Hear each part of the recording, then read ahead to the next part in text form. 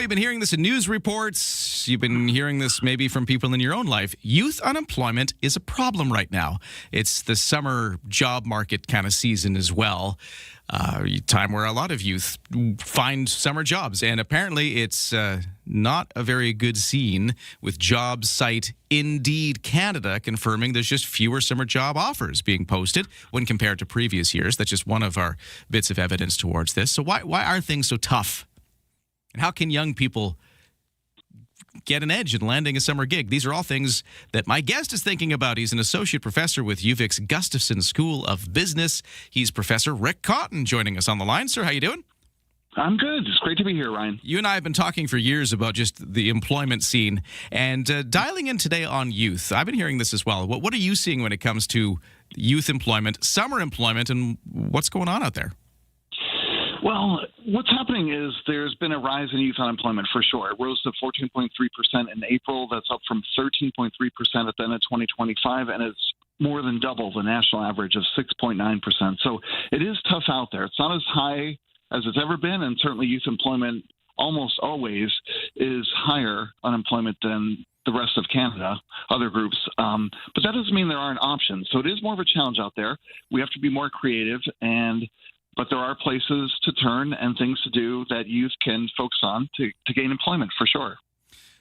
So just, again, dialing in on what's changed and what's different, you hear lots of anecdotal stories like, maybe AI is taking our jobs. You hear that all the time. Yeah. There's a lot of people pointing the blame at, say, temporary foreign workers, taking some of, say, those entry-level fast food jobs that maybe youth would have taken once upon a time. I don't know if there's any truth to any of that. So are those factors here, or is there something else that's making it different now?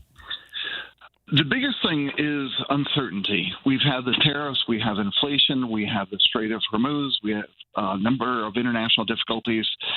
Canada's trying to change, be more self-sufficient, focusing on changing trading partners and diversifying. So all these things add uncertainty, and when business hates uncertainty, right? So, and I've said that before with you, but basically the main thing is that they're very loath to hire, especially new employees at lower levels, when they're not sure what the economic outlook is going to look like a month or two down the road. So I think if that uncertainty could be alleviated, that would be the biggest thing.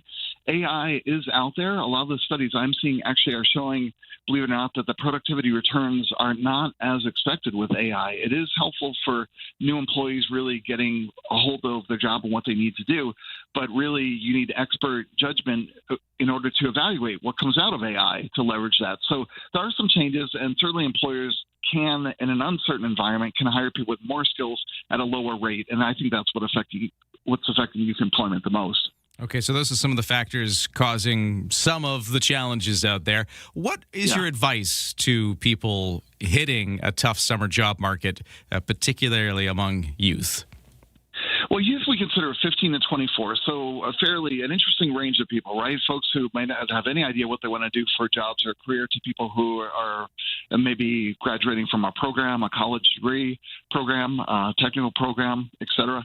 So it really depends on where you are. But what I can give advice to everybody is to know yourself, there are programs out there and tools you can use to identify your strengths. For example, it's called the High Five test, but basically it focuses on key skills that you have and what are your strengths. So if you're not sure what you want to do, start with yourself and identify what are your strengths, what are your interests, what type of work you want to do. If you're a youth, do you want to work outside? Do you want to be a server? Do you want to work inside? Are you interested in working in youth programs or reffing? There's lots of different options that people can do if they're creative, even starting your own business in a way and leveraging AI to do so. And AI could be a tool really for the job seeker in matching what your interests are to what employment opportunities are out there. So once you have a good handle on what you want to do, and again, there are lots of resources to do this, then you can go out and search for opportunities. And there are some really good websites that are available to people as well. But some websites, like we mentioned off the top, Indeed Canada, it's one of the big job websites. They're just noticing fewer postings out there. So how do you stand out if you're trying to catch the attention of those with the fewer postings that exist?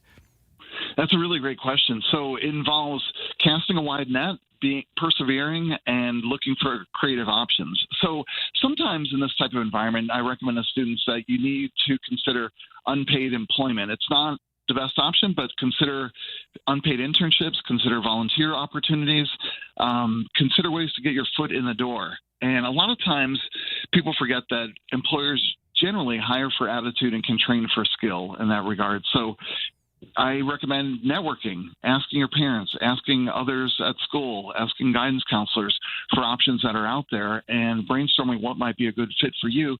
And then going into businesses from time to time, introducing yourself.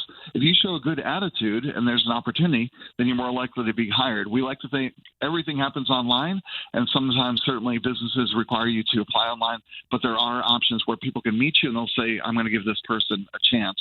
But as an example, if we think of youth employment in particular, on the sandwich.ca site, there's a whole page for youth employment opportunities. So that's a good place to start. But cast a wide net, and Indeed's a good place to start looking at volunteer opportunities. There's